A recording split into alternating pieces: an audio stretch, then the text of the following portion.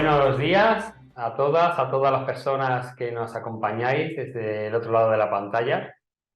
Vamos a dar comienzo al foro Juan Burgos de hoy, que como habréis recibido, pues gira en torno a un tema que concita interés, ¿no? La relación vecinal entre dos países que somos vecinos fronterizos, como Marruecos y España. Ahora os presentaré un poquito más todo lo que supone esto y también la persona que nos acompaña. Pero antes, como hacemos otras veces, por si hay personas que es la primera vez que se suben a esto del Foro Juan Burgo y no tienen ubicado qué es, pues con unas pinceladas voy a explicaros, ¿no? En qué consiste. El Foro Juan Burgos lleva este nombre y luego nos gusta recordarlo. Ahí tenemos esa caricatura de Juanito, Juan Burgos, lo lleva por él, esta persona que era militante del Partido por un Mundo Más Justo, quien organiza estas sesiones formativas de aquí de Granada, que falleció hace unos años, muy jovencito, una persona preocupada especialmente por su propia formación y por lo importante que era estar bien formado para poder participar en la vida política, para no hablar sin conocimiento de causa y para proponer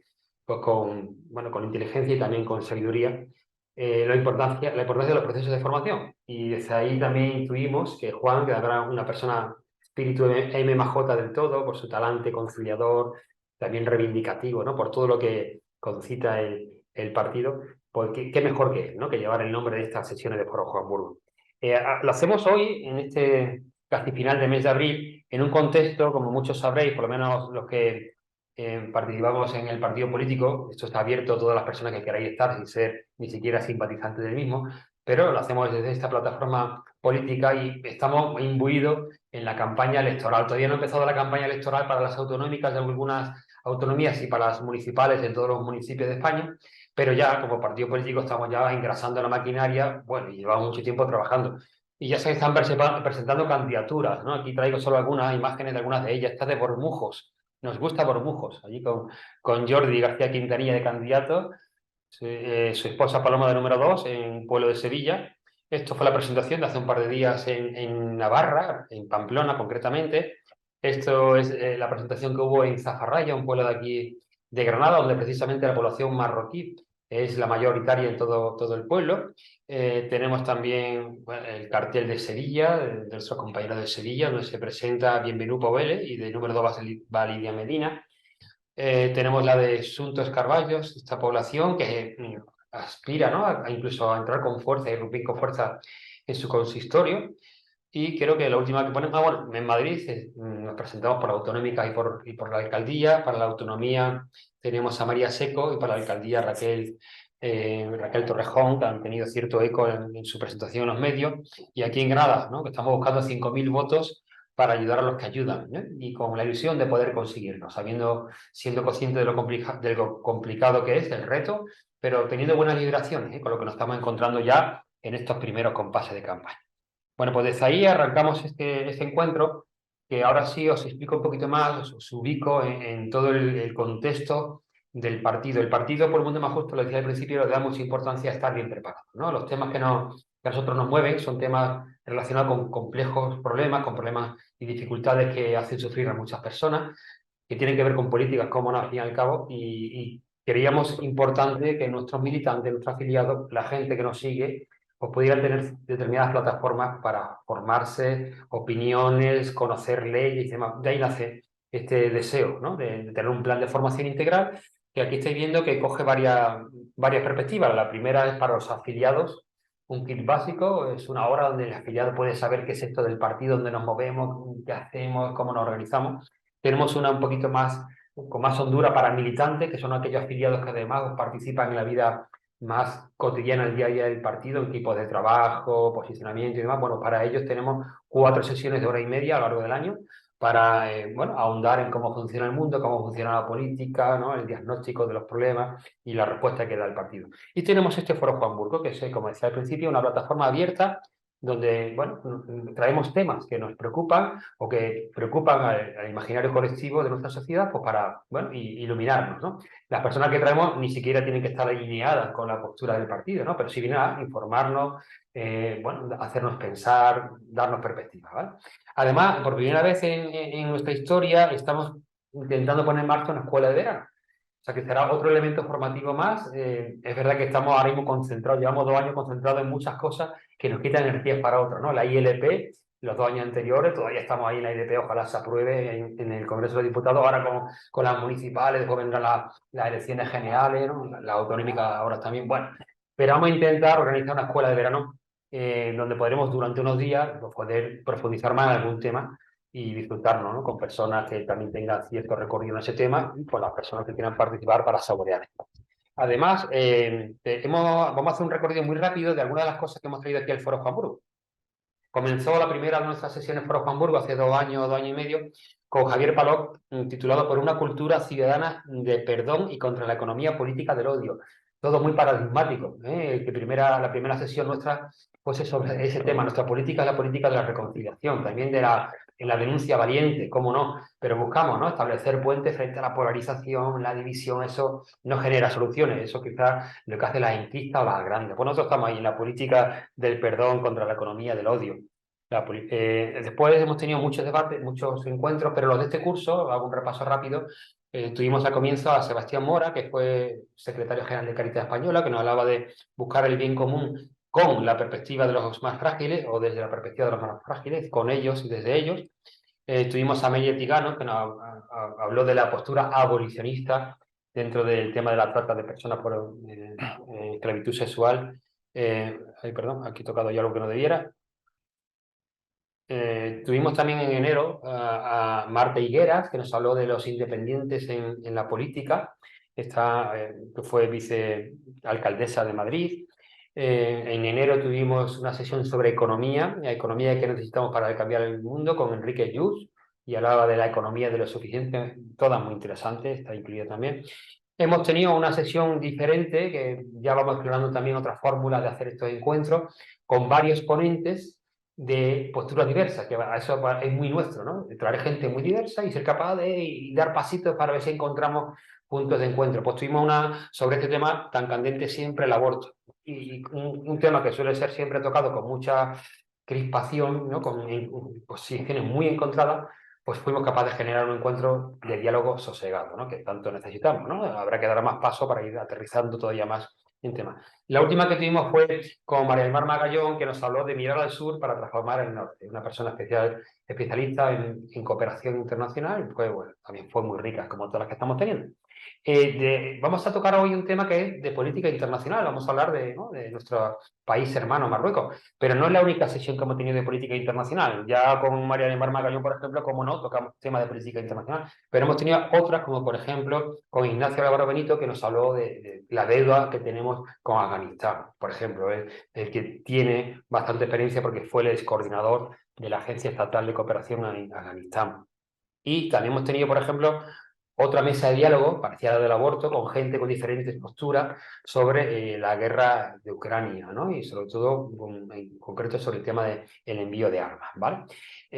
Los que nos quedan de aquí hasta el final del curso, lo adelanto también, nos queda en mayo, estaremos con Virginia Domingo de la Fuente, una doctora en Derecho y presidente de la Sociedad Científica de la Justicia Restaurativa, que nos va a hablar de eso, la justicia restaurativa, un camino necesario aún por transitar, que entronca con nuestra propuesta política, ¿no? Todo lo que es la regeneración, la restauración, la reconciliación. Bueno, y la última, que cerrará este curso, pues será precisamente sobre la Ley de Cooperación Internacional, con Arturo Angulo Urarte, que es responsable de incidencia política de la Coordinadora de ONG para el Desarrollo, ¿vale?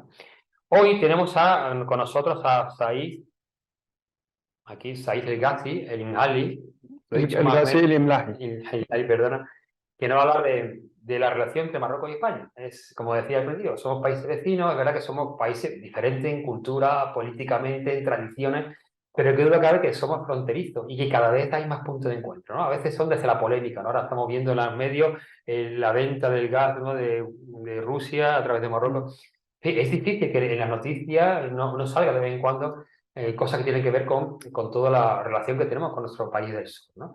Pues a nuestro partido, que habla de una política internacional, que habla de ciudadanía global, veíamos importante, ¿no?, que iluminar este tema, que alguien pudiese venir a contarnos algo más de cuáles son nuestras relaciones y quizás apuntar algunas vías, ¿no?, de mejora, bueno, de trabajo, ¿no? Pues para eso hemos traído a una persona que sabe bien de esto, que es Said, y a quien va a presentar otra persona que le conoce muchísimo mejor que yo, que fue su codirector de tesis, que es Juan Antonio García Amoretti. A ver si lo pongo con sonido para que lo escuchemos.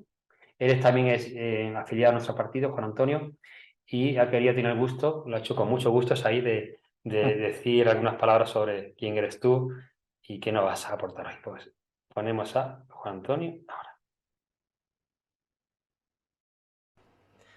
Buenos días, compañeros y compañeras. Soy Juan Antonio Macías. En esta mañana tengo el honor de presentar a mi amigo y colega Said El Ghazi, que nos va a ofrecer, pues, no me cabe duda, su conocimiento en esta charla formativa. Said es de Larache, un ciudadano de Larache orgulloso de su origen, marroquí, por tanto, que lleva ya muchos años arraigado y vinculado a España. Él hizo primero su licenciatura en Historia en la Universidad Abdel Malek Saadi de Tetuán, luego vino a España donde hizo un máster en la Universidad Autónoma de Madrid y luego el doctorado en la Universidad de Granada. Me corresponde el honor de haber sido su codirector de tesis doctoral, una tesis que defendió en febrero de 2020 y que estuvo dedicada a la gestión del ámbito religioso durante el protectorado español en Marruecos. Una tesis interesantísima y que además obtuvo la máxima calificación. Por tanto, Said académicamente es doctor en Historia Contemporánea por la Universidad de Granada. Ese conocimiento lo sigue desarrollando actualmente en el ámbito de la investigación como investigador principal del Grupo Independiente de Investigación Sociopolítica, en el contexto del cual dirige una revista, la revista Nuestra Orilla, dedicada al análisis social, político y cultural del mundo árabe contemporáneo, del norte de África y sobre todo de Marruecos. Su conocimiento vinculado con la investigación y con la academia también tiene mucha relación con su vocación por la transformación social y por la mejora de las condiciones sociales y políticas tanto de su población original, de su sociedad de origen, de Marruecos, como de la sociedad española. Él ha trabajado como mediador intercultural, ha trabajado también vinculado a asociaciones relacionadas con el trabajo con inmigrantes en España y tiene una larga trayectoria en ese campo también. Por tanto, su conocimiento es un conocimiento no solamente de investigación, un conocimiento académico, sino que es un conocimiento experiencial y además un conocimiento comprometido siempre con la transformación social y con la ampliación de los derechos de ciudadanía, tanto en Marruecos como en España. Yo esta mañana no puedo estar acompañándolo, pero sí que estoy seguro de que vais a disfrutar mucho con él, de su conocimiento, de todo lo que nos puede aportar por su propia experiencia y también por ese conocimiento desarrollado a lo largo de sus años como investigador. Pero sobre todo me gustaría acabar con una idea que para mí es fundamental sobre Said, y que Said es una muy buena persona, y eso lo vais a ver enseguida. Así que nada, os dejo con él y espero que disfrutéis mucho. Muchas gracias. Esta ha sido la presentación de Juan Antonio, como veis, una persona que conoce bien a Said, que además le estima, pero no por eso deja de ser objetivo. Os voy a dejar con él. Lo último que deciros es que habrá como el formato que solemos hacer en el foro. Primero tendrán un tiempo de exposición larga y después habrá un tiempo para preguntas si las hubiera. Para eso tenéis el chat del Zoom, donde recogeremos lo que se vaya preguntando, ¿eh? No tanto comentarios, sino las preguntas que queréis trasladar después a la persona que nos acompaña, ¿vale? Pues ahí, en tus manos estamos. Vale, Gracias por estar con nosotros. A vosotros, pues agradezco buenos días a todos, primero. Y segundo, me gustaría agradecer la invitación. Ha sido un honor conocer una nueva iniciativa política de este país tan necesaria para luchar para un valor esencial de la civilización humana, que es la justicia. Pues me gustaría hablar sobre Marruecos y España porque se trata de un tema demasiado complejo. Las relaciones y las intersecciones demográficas, culturales, sociales, históricas entre estos dos países son una construcción humana, un producto de la historia. incluso las identidades nacionales y religiosas entre los dos países. Nadie sale de la nada en la historia humana y no es un don divino, ni cae del cielo, ni nada. Y no se puede, digamos, concebir, percibir los elementos culturales identitarios como datos sagrados. Entonces, nuestro trabajo como investigadores es analizar los elementos culturales para hacerlos entender para todo el mundo y para comprender nuestra trayectoria histórica donde nacen los problemas actuales, porque lo actual y lo que viene del futuro tiene muchas raíces en la historia. En este sentido, me gustaría concentrar mi intervención sobre una síntesis de la historia de Marruecos para hacer comprender a la opinión pública española ideas fundamentales de la trayectoria de este país. Claro, en relación con el Estado español, porque los dos países se alimentan durante mucho tiempo en sentido positivo como negativo. Y todos los fenómenos que vivimos tienen mucha relación entre la política y la historia de estos dos países. Pues claro, la historiografía marroquí, a pesar de las dificultades de trabajar actualmente en este país sobre las temáticas de la historia contemporánea, pero en general tenemos un marco teórico suficiente para comprender digamos, el desarrollo histórico de este país, desde Ibn Khaldun hasta al-Arawi, tenemos digamos, muchos historiadores intelectuales que intentaron explicar e interpretar la historia de Marruecos y su relación con la península ibérica. Empezamos con la primera dinastía de Marruecos, que es los idrisíes, el siglo octavo y noveno hasta 970, de 789 hasta 974. Se trata de un emirato de origen chií, porque el fundador de esta dinastía, los idrisíes, era un nieto del profeta de la familia alawí.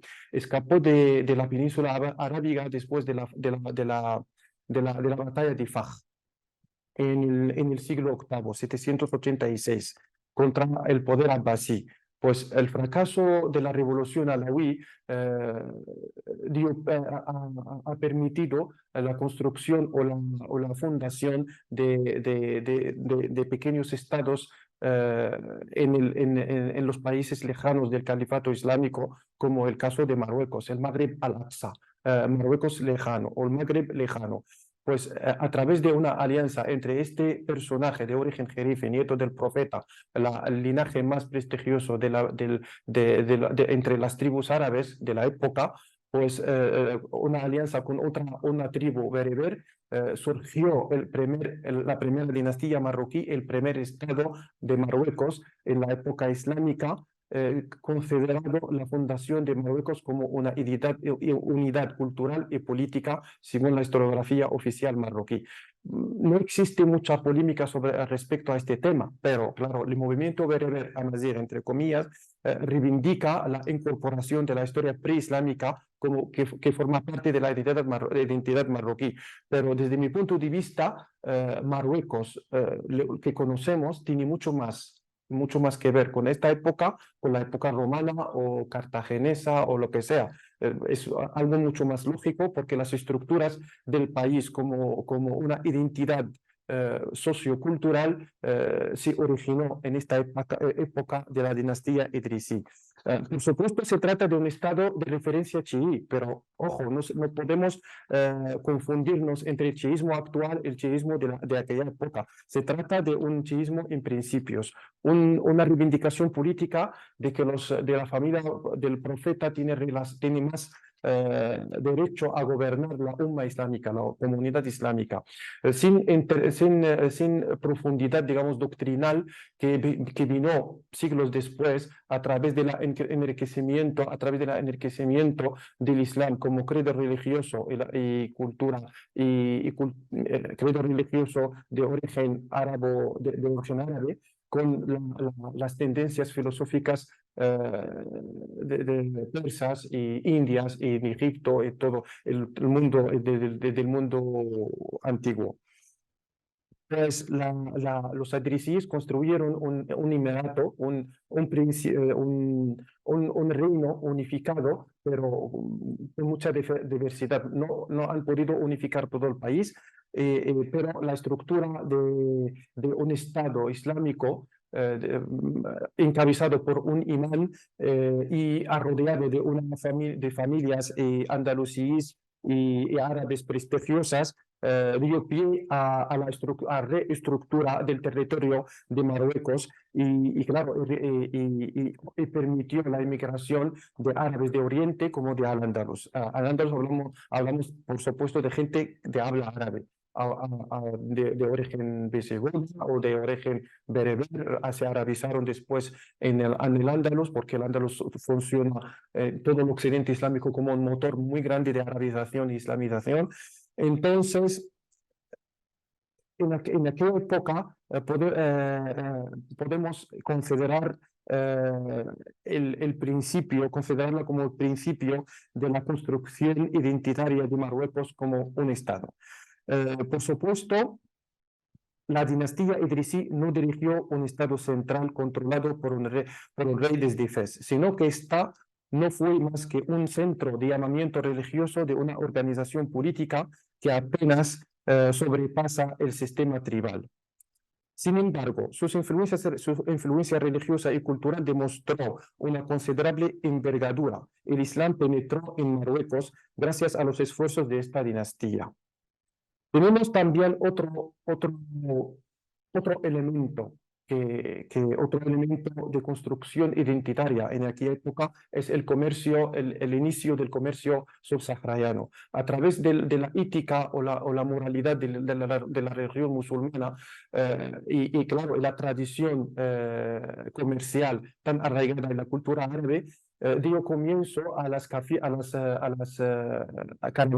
de comercio entre el África Occidental y Marruecos, en las ciudades de Marruecos, llegando a Europa Occidental a través del Ándalus.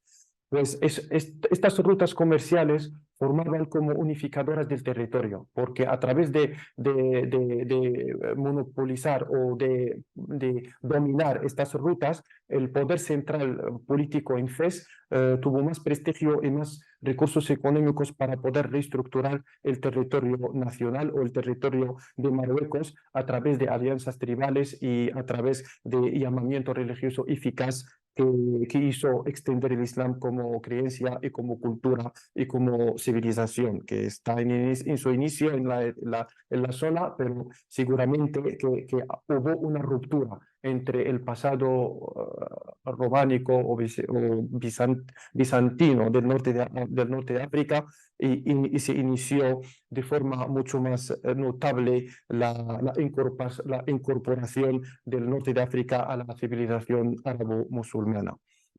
A pesar de que la pugna del califato continuó beligerantemente en esta época y con ella el conflicto doctrinal de la escuela maliki se convirtió perdona, el conflicto doctrinal, la escuela maliki se convirtió desde el siglo VIII en la única fuente formal de aspectos legislativos y judiciales de la sociedad marroquí. Se trata aquí de un surgimiento de una doctrina islámica, una escuela del fiqh islámico que organiza todos los aspectos de la vida, a pesar de que en aquella época surgió un estado chií, otro estado chií en Túnez, actual, afriquía en la literatura árabe musulmana, que era de doctrina chií y batiní, que se trata de un chiismo muy profundo, un chiismo que realmente pretendía construir otra religión nueva dentro del Islam, pero a pesar de eso, la base social, la base social de las tribus del norte de África, incluyendo Marruecos, seguía desarrollando dentro del marco general de la doctrina maliki que forma parte de la comunidad, de la tendencia suní actual. Pero eso es un aspecto demasiado complejo que vamos a explicar más adelante. Además, dicha doctrina surgió en un tejido tribal de entorno desértico parecido al Magreb de aquella época, una sociedad tribal y simple también en sus actividades económicas. No se advertía mucha complejidad racial ni étnica y tampoco el peso de una herencia cultural de filosofías antiguas, como en el caso de Mesopotamia, donde el Islam pudo enriquecerse culturalmente con el amplio legado de grandes civilizaciones históricas. La semejanza entre la península árabe y el norte de África permitió la extensión de la cultura maliki como base de legislación religiosa y administrativa y comercial que abarca todos los aspectos de la vida como ley, como una parte de la ley divina. Entonces, ahora llegamos a la época almorábide, más o menos, porque ya estamos hablando de los edrisíes y luego los fatimíes que tuvieron una pugna muy fuerte con la Umayya del Andalus, bajo el lema del conflicto doctrinal dentro de la religión musulmana. Entonces, la zona estaba preparada después de tantos años de lucha doctrinal y tantos años de prosperidad comercial a través del comercio saharaui, entonces estaba preparada de crear su propia aventura colonial. Ahora, en Marruecos o la zona del Magreb ha recibido muchas tendencias y muchas influencias de Andalus y de Oriente Medio, pero el Estado almorábide ha sido un producto autóctono de la zona. Tribus, en un momento dado, los tribus del sur del Sahara, en Mauritania actual, se unificaron bajo un lema de lucha para la purificación religiosa y iniciaron un proyecto político para unificar la gran parte de Marruecos, al-Ándalus y una parte de Argelia actual, que es al-Maghrib al-Awsat. Se trata de más o menos de una alianza entre países muy distintos, porque al-Ándalus fue una sociedad demasiado urbanístico, con Marruecos una sociedad tribal, con Sahara también, que prácticamente las tribus de esta zona en aquella época conocían muy poco del Islam, pero no se trata, en este proyecto no se trata de un proyecto de un jerefe que vino de fuera, sino de un ulema autóctono formado en Al-Ándalus, doctor en la escuela maliki, andalusí. Allí podemos observar la influencia de la península en Marruecos, que eso fue en el inicio, pero luego vamos a hablar casi de una integración total entre las dos orillas. Entonces, Abdullah Yassin, el fundador del Estado almorábide, estuvo en Al-Ándalus, se formó científicamente en el Ándalus y acudió a su tierra natal para iniciar el proyecto a través de unir las tribus bajo un proyecto de construir un Estado suní, entre comillas, porque todavía el término de la sunna no estaba muy clara, pero en general forma parte del movimiento anti-chií. El Estado almorábide no era un califato, fue un emirato de modo nominal pendiente del califato abbasí en Bagdad. Entonces los almorávides, que son malikíes, de forma muy profunda, pretendieron, digamos, limpiar o purificar toda la zona de todas las tendencias consideradas herejías por parte de los ulemas malikíes, como los Jawaris, como los Berwata, un emirato en el norte, digamos, en la parte central de Marruecos, que era considerado infieles por su inclinación hacia tendencias de paganismo y cristianismo. Entonces los almorávides, por primera vez en la historia del norte de África, unificaron la mayor parte del norte, incluso llegaron al Ándalus y gobernaron allí. Pero lo más destacable y más importante de aquella época es el surgimiento de la primera institución religiosa en Marruecos. Es la institución de los ulemas. hablando de una doctrina religiosa, incluso, entonces incluso el origen del fundador de la tendencia es un ulema, un al-faqih. Entonces, en esta época ya tenemos un poder religioso estructurado que tiene una función clara y determinada dentro del cuerpo estatal. Un valor perdona, la institución de los, también en esta, no, equivoqué, no es esa, que quería hablar sobre el tema de la institución de los elemas, es otra cosa, luego voy a volver.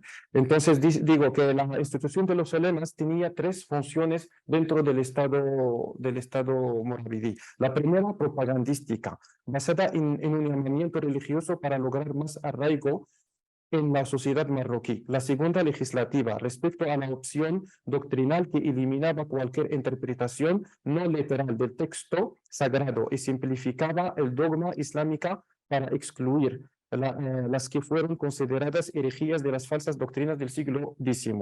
La tercera, jurídica, consistente en crear la institución de la justicia islámica unificada por las normas de la escuela maliquí. Entonces, la institución de los elemas era como si fuera una organización de un estado tribal vinculado con la asabía. La asabía es el vínculo tribal, es la teoría muy famosa de Ibn Khaldun que explica el desarrollo, la evolución de los estados en el Magreb. Entonces la asabía es el vínculo entre los tribus y dentro del tribu también entre los clanes de cada tribu. El vínculo sanguíneo y cultural y social que permite a estos tribus que funcionen como un bloque de lucha, un bloque de un escudo o una fuerza militar para extender un poder político determinado de una dinastía o una doctrina religiosa. Vinculación, sí, en efecto, la sabía es un fuerte sentimiento de vinculación por lazos sanguíneos, pertenezco tribal, un valor imaginario cuya utilidad reside en la capacidad de generar un esfuerzo colectivo para la realización de un proyecto social y político, como ocurrió entre las tribus de Sanjaya en la época almorávidí. Entonces, ahora llegamos a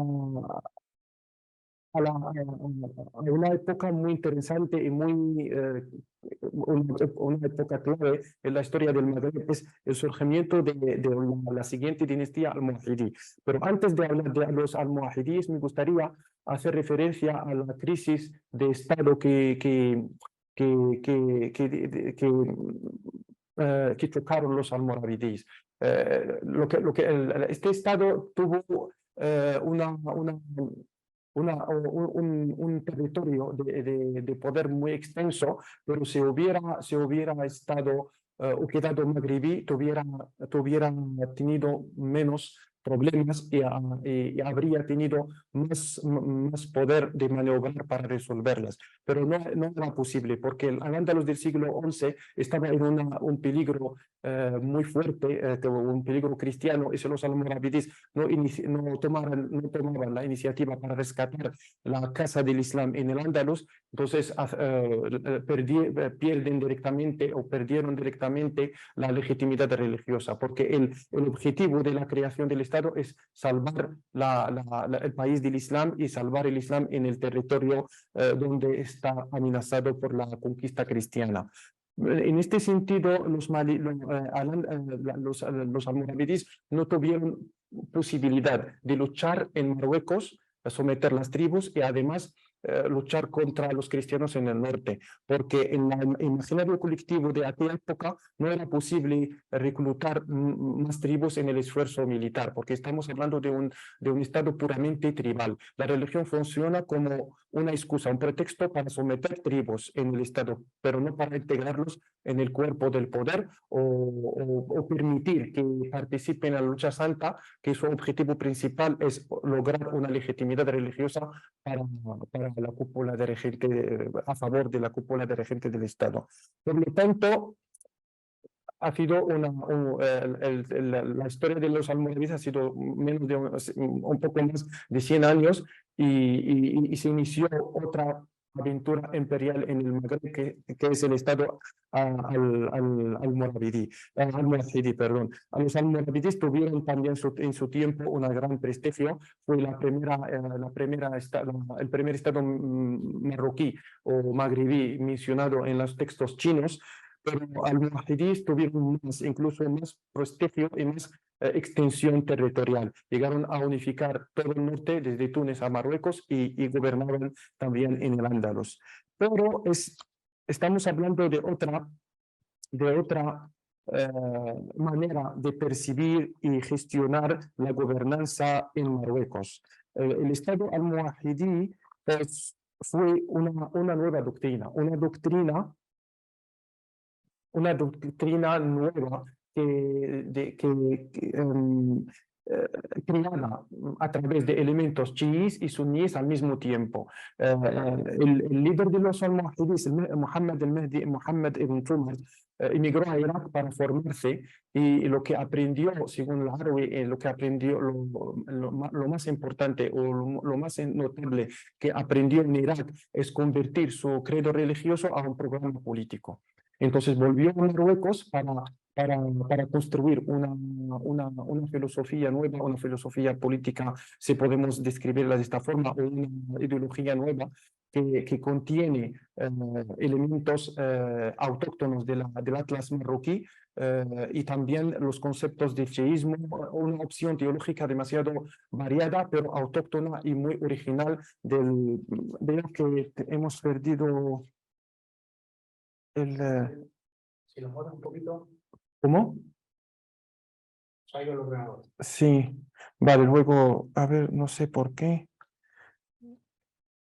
¿Está bien conectado? Sí, creo que sí. Creo, madre mía. Tranquila. ¿Es tu micro?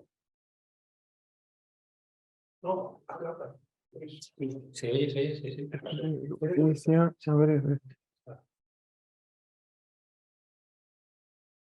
Ya está reiniciando, ¿no? Sí, creo que sí. Vale. Que te está actualizando. ¿Lo necesitabas ahora? Para el final lo voy a necesitar, vale. Vale, vamos a terminar esta parte y luego veremos el tema del ordenador. Pues digo que los almohadíes fue una nueva ideología política en el Marruecos, más auténtica que las anteriores. Porque Mohammed ibn Tumar se proclamó Mahdi, que es una figura mesiánica, presente en todas las doctrinas del Islam, pero es más relevante en la escatología chií, la cual coincide en los atributos del Mahdi con la doctrina almohadí, en la que el imán ha de ser vérdico, justo e incapaz de realizar innovaciones heréticas. A pesar de que los almohadíes adoptaran su propia cadena de imanes, contando como tales a los profetas desde Adán hasta Mohammed y sus sucesores durante los 30 años posteriores de su muerte, en 632. Bueno, no vamos a entrar en detalles sobre la ideología religiosa de los almohadíes, porque es una cuestión demasiado polémica en la historiografía marroquí, pero en general queremos mencionar que el nuevo Estado ha tenido algo excepcional en la historia del país, porque Marruecos en aquella época hubiera escogido el camino de Irán y crear su propio Islam, pero eso no era posible por varios factores que vamos a tratar un poco más adelante.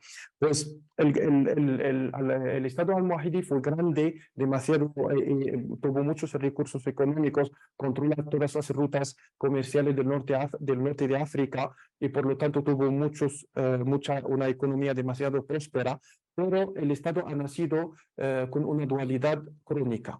La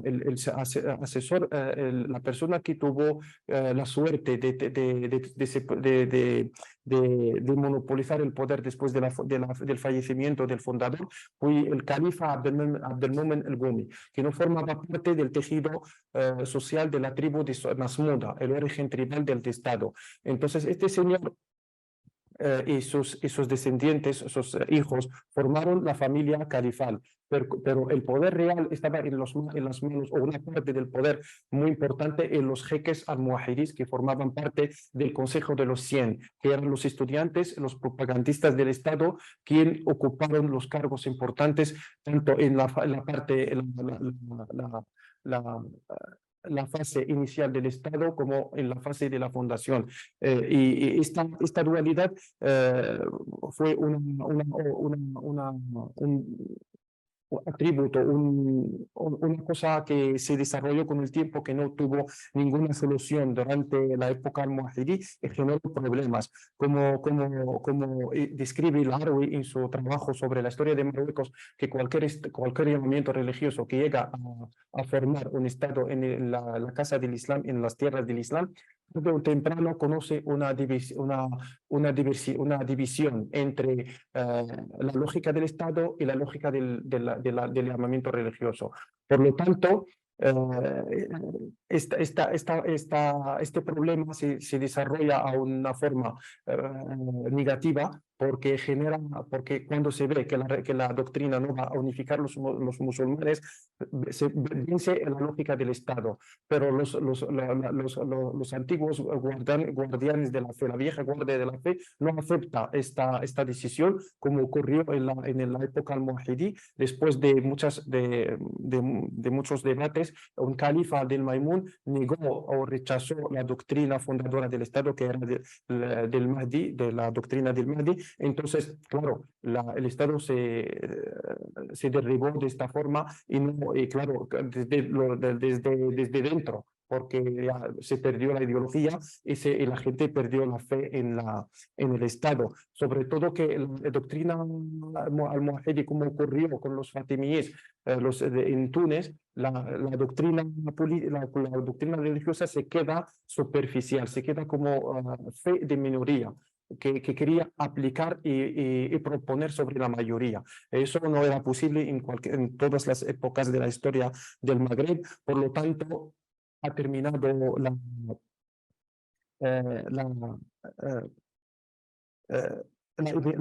imperio almohadí a través de un fracaso militar demasiado fuerte. En la batalla Las Navas de Tolosa, el año 1212. Fue una posición negativa. Claro, que en la historiografía, en los libros de las fuentes árabes, describen el ejército almohadí como una sociedad que se traslada del Magreb, del norte de África, al Andalus. Un ejército muy grande, con participación de las tribus de todo el Magreb, tribus árabes, bereberes y milicianos cristianos y todo. Pero lo que pasa que fue un desastre militar, que este gran ejército no ha podido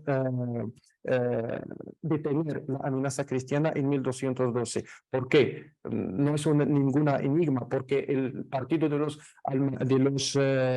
ulemas maliquíes al-Ándalus no aceptaban la lucha y declarar la yihad bajo una herejía religiosa, que era la doctrina oficial del Estado almohadí. Comparando el papel activo de los ulemas maliquíes en la batalla de Zalaqa en la época almohadí, comparándola con lo que pasó en la época almohadí, podemos llegar a una conclusión, que los propios ulemas del Andalus negaron a apoyar el ejército islámico del imperio almohadí, y causaron la gran derrota, que después de 10 años el Andalus perdió sus principales ciudades conquistadas por la parte cristiana de la península ibérica. ¿Por qué estudiamos esta parte, o mencionamos o queremos saber un poco más sobre almohadís? Porque es una base histórica de la construcción del Estado en Marruecos. A partir de allí, el Estado doctrinal religioso ha llegado a su fin. Ningún tribu podía tener una doctrina unificadora para gobernar en Marruecos. Incluso el clan de la tribu de Bani Marín, que fueron un tribu bereber, de origen bereber, de la Kabila Disnata, del grupo tribal Disnata en el oriente marroquí, recién arabizado, pero su llegada al poder en el siglo XIII estaba condicionada con la experiencia histórica de los almohadís. Pretendían resucitar la herencia política, pero no religiosa, de los almohadís. Por primera vez en la historia de Marruecos se trata de una fase embrionaria del laicismo político que culminó en Europa con la aparición del Renacimiento, pero en Marruecos nunca llegó a su fin. A partir de esta época, el gobernador en Marruecos no se llama ni califa ni imán, sino sultán. Sultán es una palabra derivada de la palabra sulta, que significa autoridad en árabe. Es decir, una persona que funciona como cabeza de Estado, pero aislado de cualquier tipo de legitimidad, digamos, de legitimidad religiosa en el sentido, a ver cómo explico esto, en sentido personal, que no es una persona sagrada en sí, sino a través de un contrato de la bay'a, un contrato para gobernar, firmado a través de los ulemas y como intermediarios entre la sociedad y la dinastía y la familia real, digamos, entre comillas, si podemos usar este término moderno, y gana su legitimidad a través de una política de buen servicio, de buena gestión de servicios sociales y política de propaganda religiosa. En caso de los Binimerín, fueron los primeros de crear una política de yihad contra los cristianos para tener fama y para tener legitimidad religiosa y satisfacer los problemas que son el cuerpo social más poderoso de la época, y también crearon o inventaron la cultura o la celebración de las fiestas pascuas islámicas para demostrar el carácter islámico el apoyo estatal a la religión musulmana como religión, como ideología de Estado, si queremos decir. Este cambio en el marco político general de Marruecos no hubiera sido posible sin la profunda influencia cultural andalusí en el Magreb. Los andalusíes llevaban siglos inmigrando masivamente a las capitales norteafricanas, modificando las sociedades locales con su cultura urbana de tradiciones monárquicas. En Marruecos llegaron a formar una clase de élite social entre la cual los sultanes solían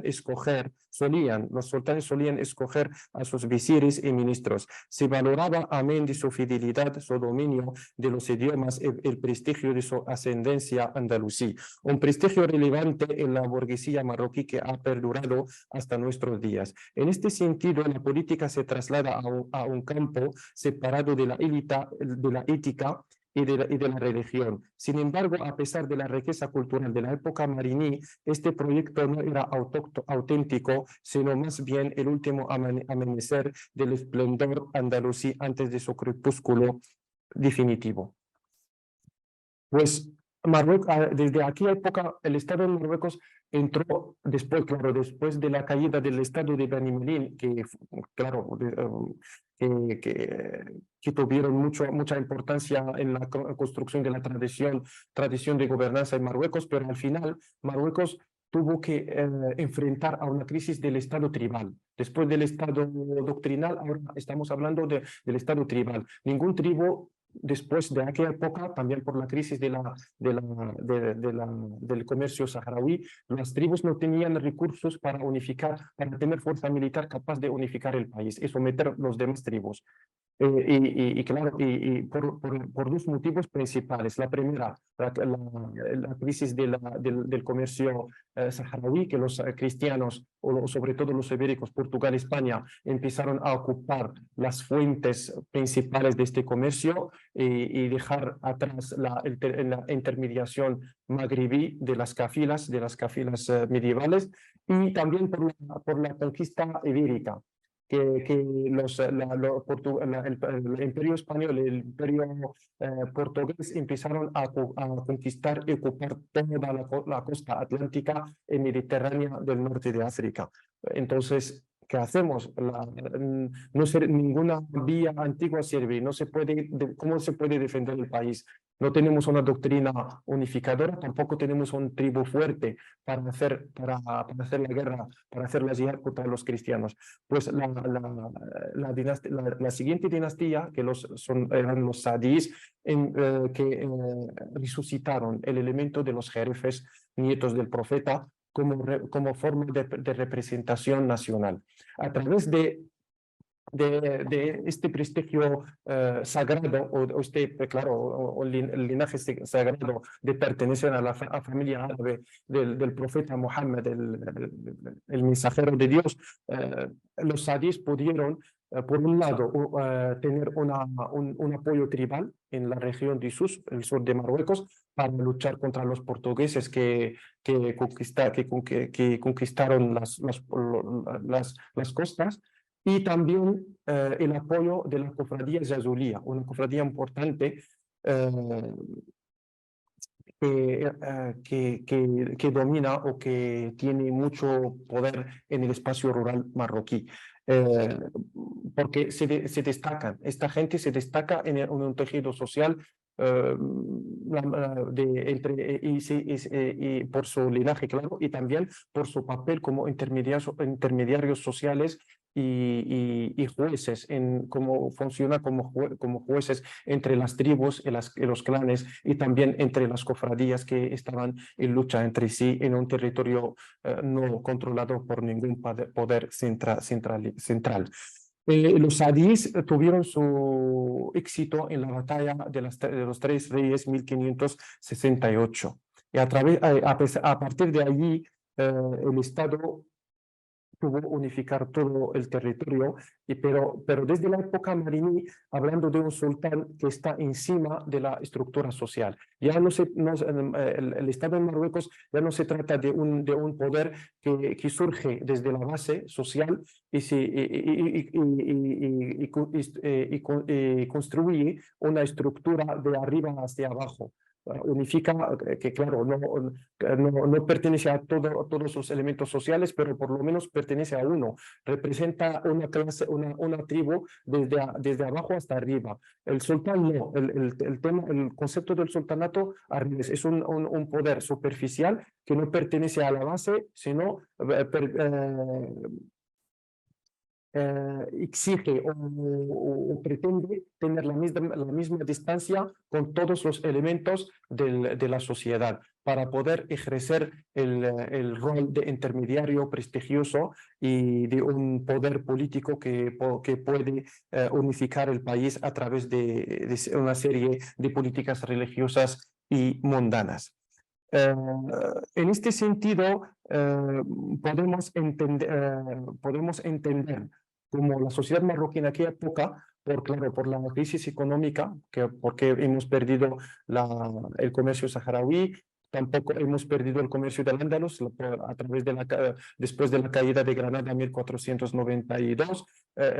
Toda la zona está bajo una presión militar demasiado fuerte por la conquista de los cristianos que tienen como tela de fondo el testimonio de Isabel Católica y pretenden cristianizar todo el norte de África. Aunque no era una opción lógica, pero en aquella época las guerras religiosas entre el Islam era la moda del Mediterráneo, tanto contra los marroquíes como contra el Imperio Otomano, incluso la presencia del Imperio Otomano en el Magreb tuvo su origen en la defensa del territorio islámico y expulsar los cristianos, los españoles de Wahran, de Argelia y toda esta parte del norte africano. Entonces, en aquella época empezamos a notar a través de los textos históricos que tenemos en mano, una dualidad incluso no solamente en la estructura del poder político, también en la sociedad. La sociedad marroquí empieza a tener dos formas de religiosidad. Una religiosidad urbana del Islam institucional acaparado en las manos de los ulemas, estudiados en Fez, en Al-Qarawiyyin, la Universidad del Qarawiyyin, o otros centros de enseñanza religiosa, sobre todo un Islam de origen andalusí, maliki, muy institucionalizado y culto, y otro Islam, otra forma de religiosidad en el mundo rural, acaparada y monopolizada por las cofradías, que funcionan como un centro cultural y social basado en unas enseñanzas de religiosidad espiritual, que no se interesa digamos, de la religión escrita, de las enseñanzas escritas y de las normas tan complejas del fiqh islámico, de la jurisprudencia islámica y de la sharia, como se dice actualmente, pero se interesa más de la enseñanza espiritual y de la cercanía a Dios a través del culto. Un Islam popular, llamado popular después en los textos de la antropología colonial, pero un Islam más, digamos, más pegado al tejido social y tiene más elementos de cultura diaria y de liderazgo adquirido mediante la práctica religiosa, el papel social, que por los estudios o por el prestigio intelectual que monopolizan los ulemas. Ahora estamos hablando de dos figuras de prestigio o de liderazgo socio-religioso, los ulemas, el ulema en la ciudad y el jeque cofrade en el campo. En aquella época, para gestionar esta dualidad y poder, digamos, mantener hasta un cierto punto la unificación del territorio, surgió otra dinastía que es la actual, los alawitas o los alawiyyin. Esta gente inventó, en el principio podemos dividir la historia de este estado a dos partes. La primera inicial, con el sultán Moulay Rashid. Voy bien del tiempo, todavía. Vale, bien, muy bien. Entonces, el inicio de la fundación del Estado alawita fue con el sultán Moulay Rashid y luego su hermano Moulay Ismail. Este sultán, para mantener el carácter superior del sultán y no tener que negociar tanto con las tribus, inventó la fundación del ejército de los al-Bukhari. Se trata de milicias de origen africano negro que vienen de África Occidental o de los esclavos de la clase esclava en Marruecos, jurando lealtad sobre el libro de Al-Bukhari. Sahih Al-Bukhari es un libro de las enseñanzas del profeta, muy prestigioso en la doctrina suní, que a partir de allí la construcción de esta fuerza militar, según la ideología o según la opinión o la postura de este sultán, permite que el Estado puede organizar el territorio y someter las tribus y reclutar atributos y impuestos sin tener que echar raíces o tener vínculos directos con la sociedad. Pero no funcionó. Después de la muerte del sultán, Marruecos, Marruecos entró sufrió una prolongada guerra civil, el desgobierno durante 30 años, de 1727 a 1757. Fue notablemente violento. Los esclavos destornaron a sultanes, saquearon pueblos, sembraron el terror en todo el país. Pero a pesar de todo, la dinastía sobrevivió y como consecuencia directa de esta profunda crisis política surgió otro modo de gobernar en el reinado de Mohammed III. Se estableció un nuevo sistema de gestión gestión territorial, un Estado miniguado que renunció a gran parte de sus competencias en favor de las figuras de autoridad local. El sultán de Marruecos, por su condición de jefe y comendador de los creyentes, negoció un marco de autonomía local con los jefes tribales y jeques de cofradías, diviniendo su poder nominal en muchas regiones del país. Entonces estamos en la fase de construcción de lo que conocemos ahora el Makhzen marroquí. Es un sistema demasiado frágil, pero poderoso al mismo tiempo. Un sistema que negocia a nivel regional, pero mantiene el poder a nivel central. Un sistema que la lógica del Estado es muy sencilla. No voy a tener a gastar muchos recursos en un ejército fuerte para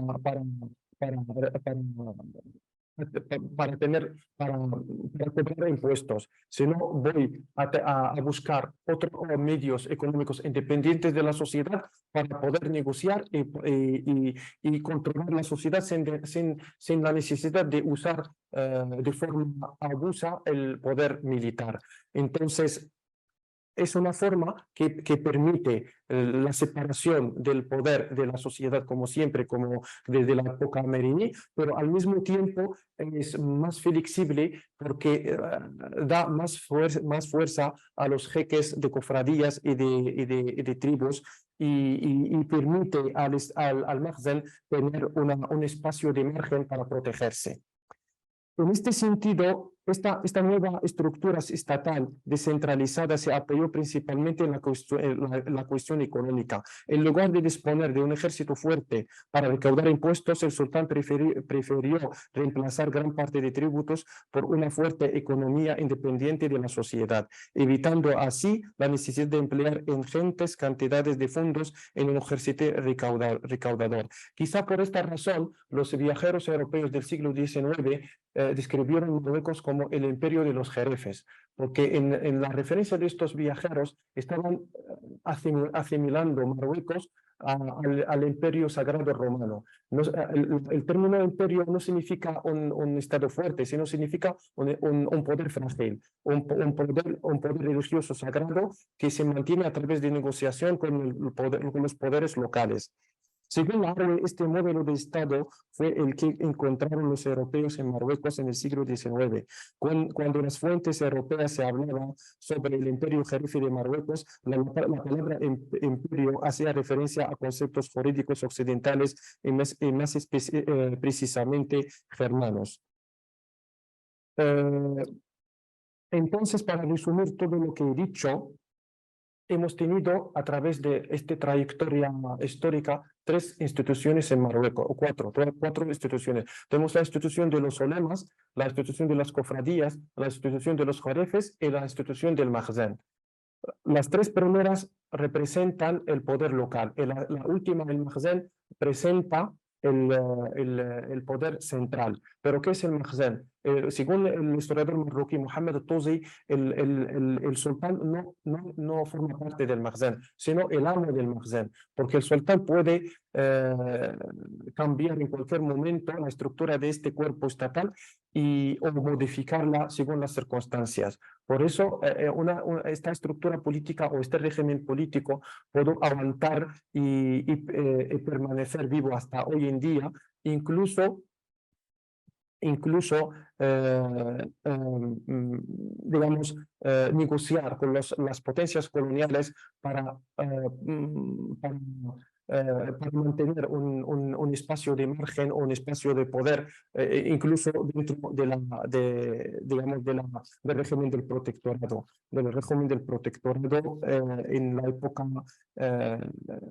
En la época colonial. Los propios colonos franceses españoles sabían perfectamente el valor del régimen del Makhzen y no querían destruirlo, sino modificarlo y ponerlo bajo su influencia para poder gobernar en Marruecos. Y cuando hablamos de eso, del Makhzen, todos las demás instituciones vinculadas al Makhzen, como los ulemas, los jerefes y los cofradías, tuvieron que modificarse para poder sobrevivir en la época colonial, pero sigue, hasta hoy en día Marruecos es un fruto de esta política colonial que permitió que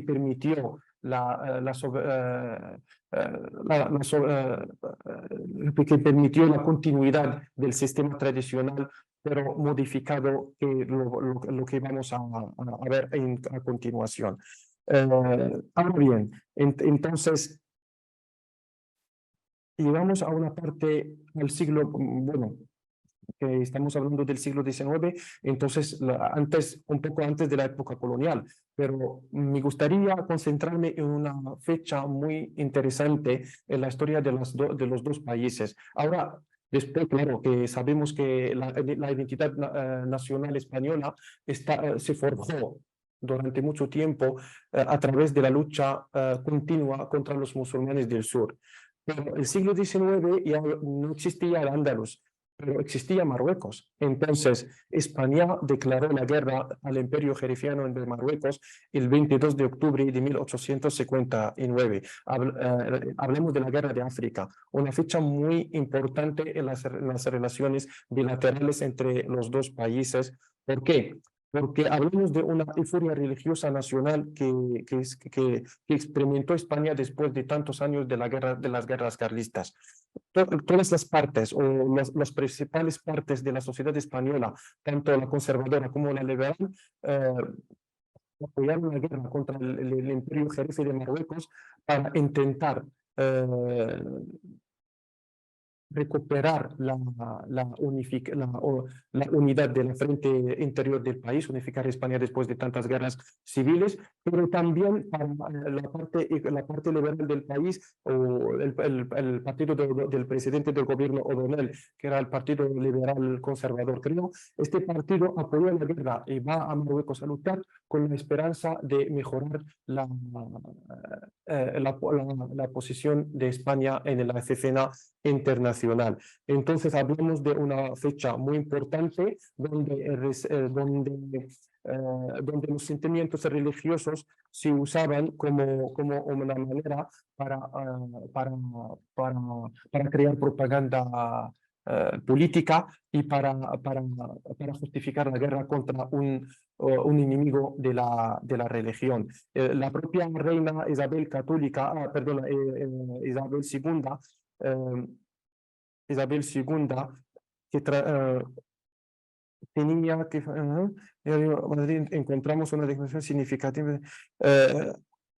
Se emitía a la reina Isabel católica en sus palabras para justificar la guerra, y dice textualmente que se tasen y venden todas mis joyas. Si es necesario a lo largo de tan santa empresa que se disponga sin reparo de mi patrimonio particular para el bien y la gloria de mis hijos. Disminuiré mi fausto, una humilde cinta brillará en mi cuello mejor que hilos de brillantes, si estos pueden defender y levantar la fama de nuestra España.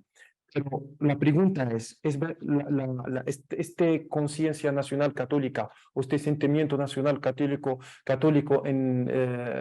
que surge en España durante la guerra de África, que González Alcantud lo llama la última euforia religiosa nacional en España, sigue en pie después en el siglo XX. Estos elementos que determinan religiosos que determinaron las relaciones entre las dos orillas tuvieron su impacto en la época del protectorado. La respuesta es un poco rara, porque lo que ocurrió después del protectorado no tenía nada que ver con el discurso de la guerra de África. Y ahora lo vamos a demostrar a través de los documentos históricos que he podido encontrar en los archivos españoles para entender hasta qué dimensión estratégica la religión sirve como pretexto para crear propaganda ficticia, o una propaganda ficticia por motivos políticos que a lo mejor no son reales. y de esta forma podemos entender y comprender mejor los desafíos actuales que vivimos. Vale, entonces, como hemos visto en la exposición, hemos llegado a la fase del colonialismo. Pues los colonos en Marruecos, como he dicho, han valorado como positivo mantener el cuerpo del Mahdi marroquí, es el sistema que se construyó durante los siglos para poder manejar bien, por supuesto, y gestionar los asuntos sociales y religiosos de un país tan diverso, tan distinto a la experiencia política europea occidental.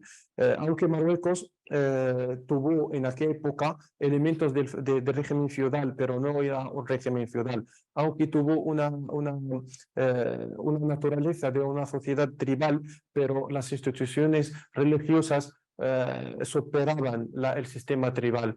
Tanto los ulemas, el poder, el prestigio religioso, socio-religioso de los ulemas supera las tribus y también las cofradías, que eran una red de construcción socio-religiosa, que los tribus se integran en esta red y no pueden en muchos sentidos escapar de la influencia de las cofradías. E incluso en el siglo XVII, antes de la fundación final, definitiva, al establecer la dinastía alauita de forma definitiva, Marruecos estaba a punto de conocer o de experimentar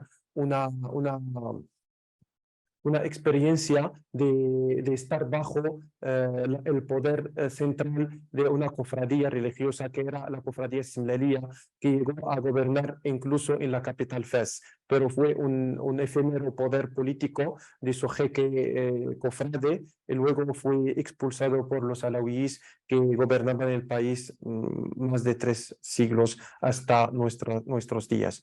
Pues el colonialismo, antes de llegar a Marruecos, inició lo que se llama en los estudios coloniales colonialismo cultural, es decir, una corriente de estudios profundos de antropología, política e historia de los países colonizados.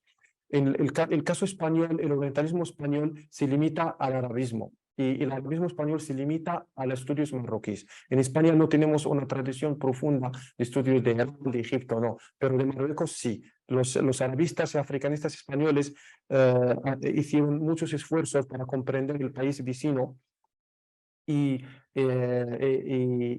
analizar sus instituciones políticas, fundaciones sociales, costumbres, lenguas, de todo. Los oficiales del ejército español fueron a Marruecos como en blanco para gobernar un país, sino tuvieron mucha información y producieron incluso de forma anterior, antes de establecer el régimen del protectorado, producieron un conocimiento científico válido para gobernar y para gestionar los asuntos del país. En este sentido se destaca la doctrina de la hermandad hispano-marroquí. Los expertos coloniales han llegado a la conclusión de que es imposible practicar el evangelio en Marruecos.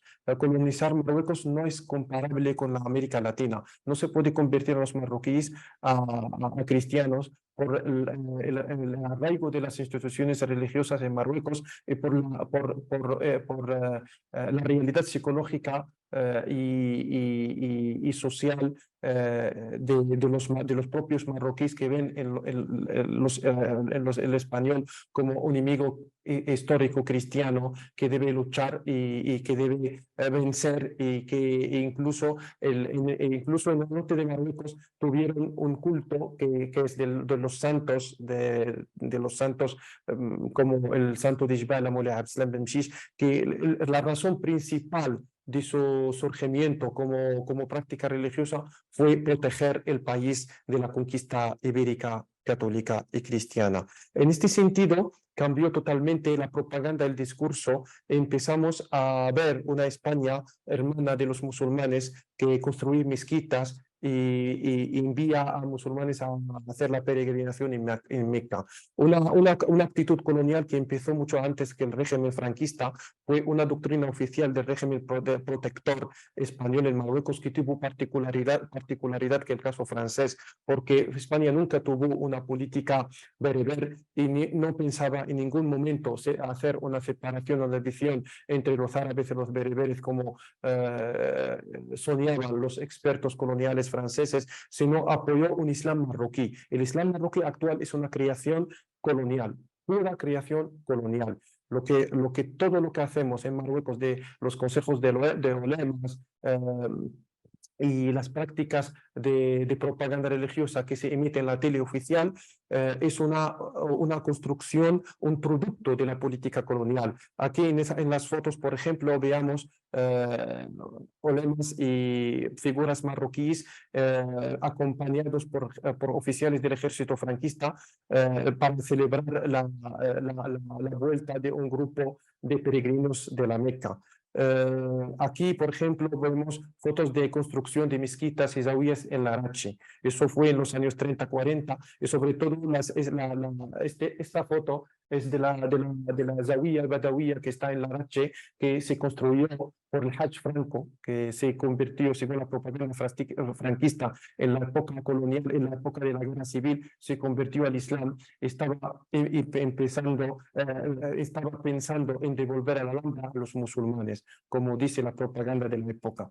Entonces, por ejemplo, tenemos muchos ejemplos y muchos documentos para corroborar esta idea y para verificar la política colonial que finalmente construyó el término que conocemos hoy en día, que está jugando un papel importante en la política marroquí, que es el Islam marroquí. Por ejemplo, vamos a ver estas imágenes son de las cartas enviadas encontré en los archivos militares españoles, que son cartas con estampas católicas, cartas escritas por soldados del ejército soldados marroquíes en el ejército franquista. La Delegación de Asuntos Indígenas, que fue la institución cargada de gestionar el Islam en Marruecos, estimaba que es muy peligroso que lleguen estas cartas a las familias, porque tienen estas mapas, entonces estos símbolos católicos. Entonces, estos símbolos católicos consideran muy peligrosas, que pueden causar graves revueltas y enfado en Marruecos, porque las familias marroquíes van a pensar que sus hijos son víctimas de proselitismo religioso católico en la península. Por lo tanto, la Delegación de Asuntos Indígenas contrató muchos redactores para volver a redactar en otro papel estas cartas de los soldados musulmanes en España, aunque eso significa un esfuerzo económico bastante elevado, pero da igual para servir los intereses de la propaganda de apoyar el Islam en Marruecos como ideología del Estado franquista, que se presentó como hermana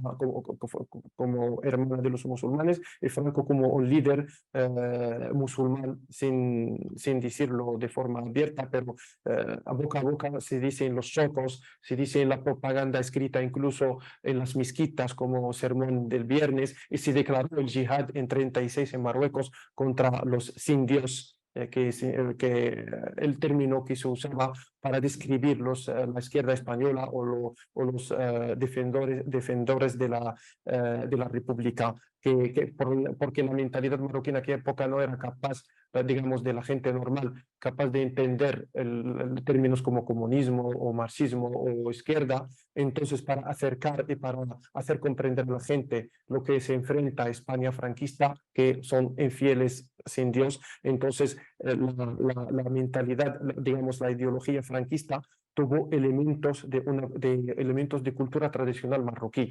Para Franco los marroquíes eran mucho más cerca a la cultura tradicional española católica, porque mantuvieron vivos en su cultura, su propia cultura, los valores medievales de fe religiosa y de defender la fe, mientras los propios españoles están perdiendo esta parte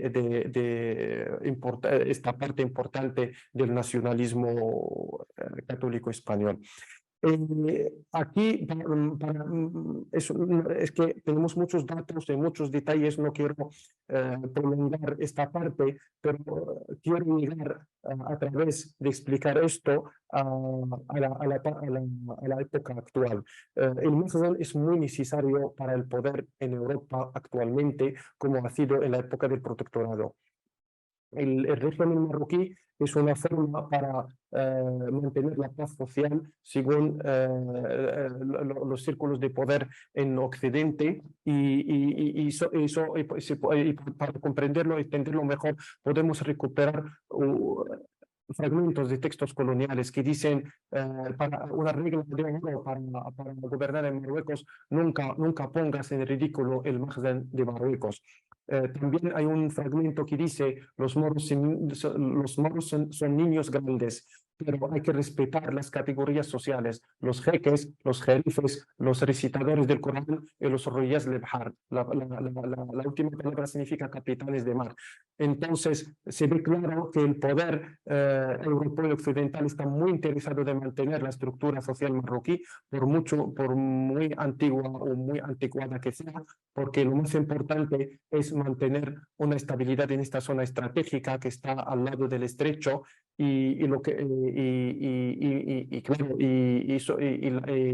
es una política que permitió durante las décadas de la historia contemporánea, que como historiadores y como investigadores no tenemos en Marruecos mejores condiciones para trabajar estas temáticas, sobre todo en la política de Hassan II, la política religiosa y sobre todo en la guerra de Afganistán y tal, pero lo que podemos concluir a partir de estos documentos, que la política no ha cambiado tanto y que el Mazen sigue muy valioso en Occidente por los servicios que da, los servicios la realidad que permite, tanto en economía como en la dimensión geoestratégica,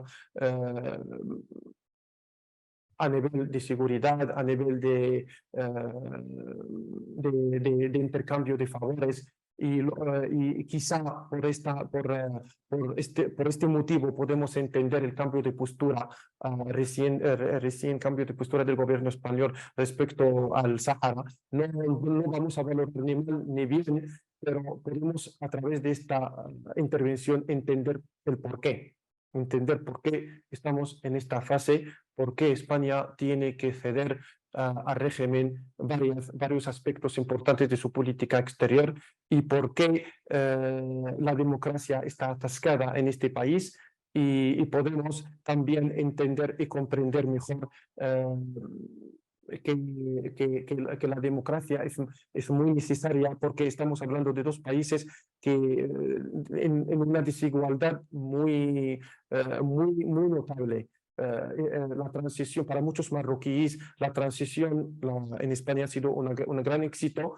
y creen que Marruecos merece lo mismo, pero la política la política internacional no permite este cambio en este país y por este motivo tuvimos que enfrentar la inmigración irregular, tuvimos que enfrentar el terrorismo, tuvimos que enfrentar el radicalismo religioso, que ha dejado de ser un problema de Marruecos. Ahora, todos estos problemas están presentes en el territorio español y debemos enfrentar a través del conocimiento, conocer la raíz de los problemas y analizar su desarrollo hacia el futuro, pero desde la perspectiva de valores humanos, no desde la perspectiva del pensamiento colonial que lamentablemente todavía sigue vigente en varios círculos de poder en el Estado español. Y muchísimas gracias por escucharme. Pues un placer haber estado contigo. También, como él ha dicho, esto de haber tenido momentos no te habrá ayudado, pero hemos sido, el final yo creo que no ha tenido todo ahí cautivado. Qué repaso de historia, qué bueno conocer la historia. Para mí me has abierto un montón de campos ahora para profundizar, ¿no? Y qué bueno conocer las raíces de un país para saber cómo llegamos hasta aquí. En este último tramo nos ha hablado incluso de algo que no sé si a todos nos ha vapuleado por dentro, ¿no? Que ha habido como una especie de interés, ¿no? Por parte de Europa, de España, pues de mantener, de crear, de generar un estilo de política allí en Marruecos porque es una conveniencia para mantener la cohesión social, la paz y demás, ¿no? Podéis ahora formular preguntas a través del chat de Zoom, que a mí me van a hacer llegar algunas por aquí por el WhatsApp, pero hay alguna que ya al final me han ido ahí gente escribiendo también y me decían, ¿y qué prevés tú de futuro? Si hay un interés real más o menos oculto, ¿no? De mantener el status quo, desde Europa, la política existente en Marruecos con sus bondades y con sus maldades, y al revés, ¿no? En España con las malas motivaciones o las buenas motivaciones. El futuro está por generar todavía este falso encuentro, porque es como una especie de relación falsa, ¿no? Estamos ahí de fondo queriendo mantener una relación por puro interés, pero no hay, por lo tanto, encuentros auténticamente, ¿no? de políticas hermanas, ¿no? Sino todos son mirados por el tamiz del interés, no me interesa. ¿Cómo prevés esto? Esto va a evolucionar ahora estamos viviendo aquí en España, incluso un movimiento de rechazo, ¿no? Con las personas que vienen de Marruecos, porque aunque haya este interés de fondo, lo que se está vendiendo en algunos relatos es el de la invasión, ¿no? ¿Qué vamos a hacer? Porque se nos puede ir de las manos, ¿no? Decía, se nos puede ir de las manos esto y este relato de fondo de que hay un movimiento interesado acabe pues siendo algo que implosione, ¿no? Y nos genere todavía más ruido y genere una fractura, ¿no? Llega un momento que hay una fractura. Pues me decían, ¿cuál es el futuro de todo esto, ¿no? Pues antes de hablar del futuro, me gustaría aludir a dos o tres factores importantes que son una realidad, que van a determinar el futuro. Primero, la inmigración es un fenómeno que no tiene fin, es un fenómeno que va a seguir adelante y porque hay necesidad en España de mano de obra, España necesita gente para trabajar. En Marruecos la economía no es capaz de integrar todos los jóvenes que llegan a la edad de buscar trabajo. Y por lo tanto, la inmigración genera segunda generación. Tenemos 2 millones de migrantes, de origen marroquí que en pocos años ya tienen hijos, familias y hoy en día cada verano tenemos una cantidad de jóvenes enorme, miles de jóvenes nativos en español y tienen conocimiento de árabe que influyen en Marruecos también. La influencia es mutua. Y tenemos problemas que también siguen en pie, como el terrorismo y como el radicalismo religioso y el fanatismo nacional. Entonces, ¿qué hacemos? Yo creo que primero hay que reconocer la realidad. La realidad, no estamos jugando, digamos, no estamos hablando de una realidad justa. Un país democrático, a pesar de qué tipo de democracia tenemos, pero por lo menos hay una serie de beneficios que la gente siente más digna y más feliz de vivir, mientras en Marruecos tenemos un sistema autoritario. No es una dictadura, como creen mucha gente, muchos círculos de izquierda española que rechazan por motivos ideológicos Marruecos por ser una dictadura. No lo es. Marruecos es un sistema autoritario. ¿Qué significa? Tenemos un margen muy limitado de libertades, pero tampoco es un sistema que permite hacer política de forma libre y pensar de forma libre. No tenemos derecho, no tenemos libertad de credo, no tenemos libertades sociales, tampoco tenemos una economía suficiente para proteger las necesidades básicas de las personas. Y creo que primero, como sociedad civil, hay que fomentar la democracia en Marruecos, porque son dos democracias no se pelean. Si seguimos de esta forma, estamos en riesgo, pero ¿cómo lo hacemos? Es un problema muy difícil, porque ¿desde qué punto? Desde el punto de vista occidental, pero yo creo que el diálogo es necesario, pero ¿con quién? Y el Estado español ha avanzado socialmente, pero sigue dominado por un racismo institucional. Nosotros como a lo mejor en la calle no se ve el racismo como un problema, una lacra social demasiado notable, pero en las instituciones se nota. Se nota este problema porque puede usted de forma así muy sencilla visitar un restaurante de lujo en España, no vas a encontrar un marroquí trabajando. Mientras aquí en España tenemos muchos marroquíes con bachillerato, licenciatura y carreras y tienen un nivel intelectual demasiado suficiente para trabajar, no en campos cualificados, pero en campos, digamos, de prestigio, de competir con los nativos. Eso es imposible. Para nosotros, la primera generación, el sistema está hecha para rechazar lo que viene de fuera. Eso es un problema porque afecta el desarrollo de las familias después. Entonces, la integración de los inmigrantes de origen marroquí en España es una oportunidad para dar ejemplo de los logros de la democracia y luchar contra el radicalismo. Pero si fracasamos como fracasó España, sería un caos. Y has hablado tú de racismo institucional.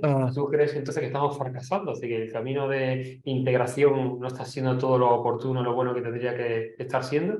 La sociedad española está viendo a la población marroquí más que hermanos con los que compartir vida y riqueza, enemigos con los que estar a cierta distancia para que no vengan ellos a tomar posesión de lo que no le corresponde. ¿Cuál es la visión? Pero ¿cuál es la pregunta? Si fracasamos, Sí. bueno, fracasando o lo estamos haciendo bien.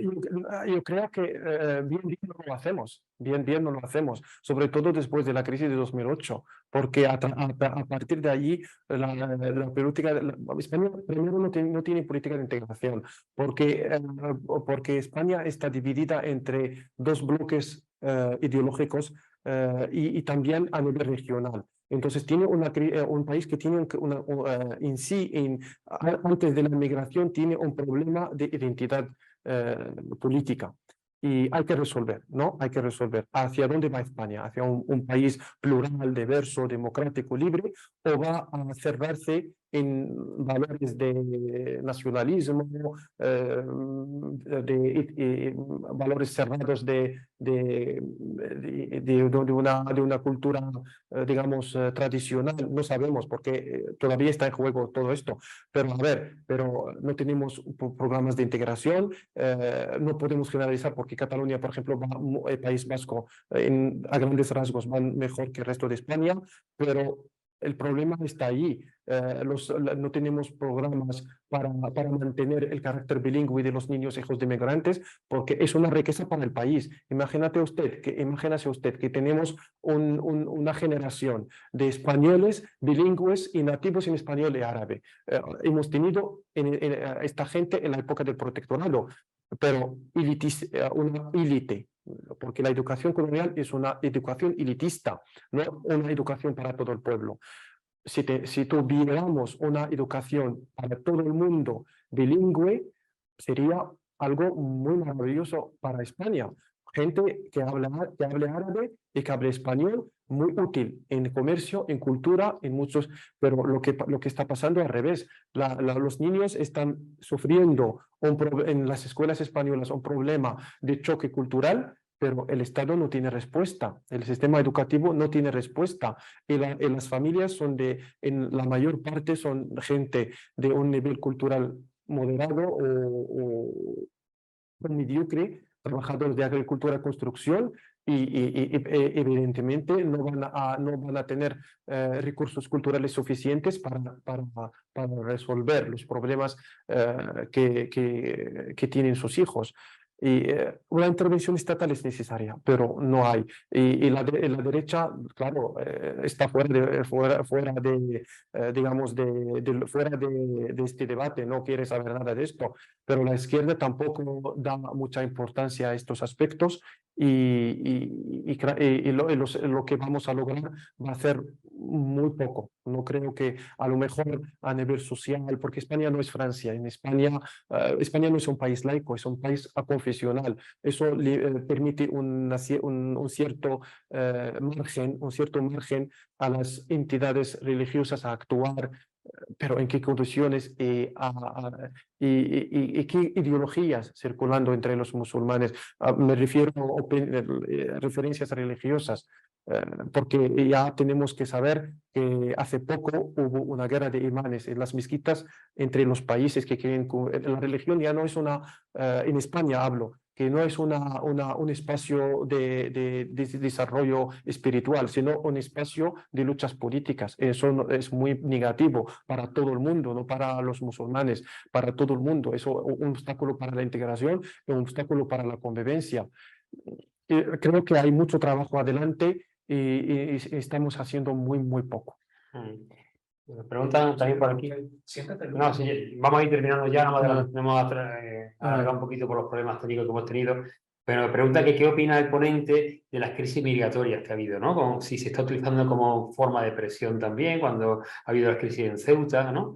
Si es una arma arrojadiza que tiene, ¿no? ¿Cuál es tu opinión sobre esto? Vale, pues mira, bueno, después de 2 semanas voy a tener un congreso, bueno, una feria de libros en Marruecos. Entonces, no quiero meterme en cuestiones políticas o pura política, porque ya sabes, bueno, creo que, claro, que la inmigración es una forma, no es ningún secreto. La inmigración se usa como forma de presión política por muchos países, como Turquía, por ejemplo, Libia en la época de Gaddafi también usó esta técnica para presionar Occidente, la Unión Europea, para ceder en diferentes aspectos, pero, pero la migración marroquí tiene otra dimensión en España.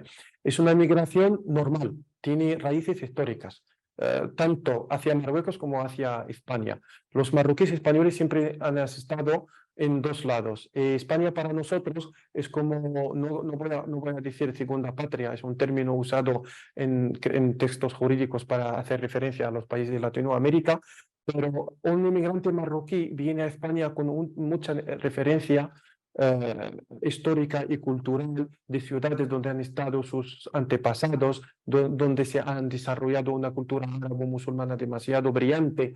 No es lo mismo emigrar a Alemania, emigrar a Inglaterra. No. También el español acude a Marruecos con mucha herencia cultural, histórica, una relación de odio o amor. Pero las barreras culturales están ahí también, muy difícil de derribar, muy difícil de quitar ni anular. Estamos en una situación muy compleja y creo que la inmigración debe estar organizada desde el punto de vista humano, no desde el punto de vista político, desde el punto de vista política. Sobre todo cuando se habla de los niños. Cuando se habla de niños es una cuestión muy delicada, que los niños tienen que alejar. Algunos partidos políticos usan esta forma para afectar, para generar odio, pero creo que sobre todo el tema de los niños hay que presionar tanto en España como en Marruecos para llevar a este asunto a un camino de solución. Es que estamos en una fase de que llegan niños, son nada más de cuerpo, pero no hay alma dentro, porque quedan en la frontera mucho tiempo, sufren violencia, violación, todo lo peor que puedes imaginar. Entonces, si estamos hablando de sociedades humanas avanzadas con ética, es muy vergonzoso seguir tratando temas de índole humana desde un punto de vista político limitado y discriminatorio. Me da la sensación de que nos quedamos ahora en la puerta de un momento más interesante, ¿verdad? Que podríamos aquí seguir compartiendo contigo. O sea, ahí nos pide el cuerpo llamarte más veces, encontrarnos contigo, ¿no? Ha sido muy rico conocer pues, los fundamentos del desarrollo histórico para llegar hasta donde estamos en este momento, y en este momento del encuentro pues se nos abren puertas ahí, ¿no? Este desafío, ¿no? Somos fronterizos, las dos orillas, como se llama la revista, ¿no? que tú diriges. Y estamos llamados o condenados en palabras negativas o positivamente, estamos llamados a enriquecernos, a encontrarnos, a caminar juntos, ¿no? Ojalá cada vez lo hagamos mejor. Y nuestro partido que va por ahí, ¿no? De ciudadanía global, de flexibilizar las fronteras, de encontrar el cauce seguro para que la gente pueda migrar, de encontrar lo que es distinto también, algo que nos aporta, que nos enriqueza, siempre también sabiendo que hay cosas que hay que depurar en todos los sitios, ¿no? Ha sido un placer, Said, contar contigo. Igualmente. Editaremos el vídeo, lo subiremos a YouTube y a partir de ahora pues se nos abre contigo y con otras personas un canal de comunicación que aseguro nos va a hacer mucho bien para formular políticas que realmente hagan en realidad esto de que hagamos de nuestras fronteras dos realidades de países hermanos, vecinos, ¿no? Ojalá sea así. Ha sido un placer. Muchas gracias. Gracias. A ti.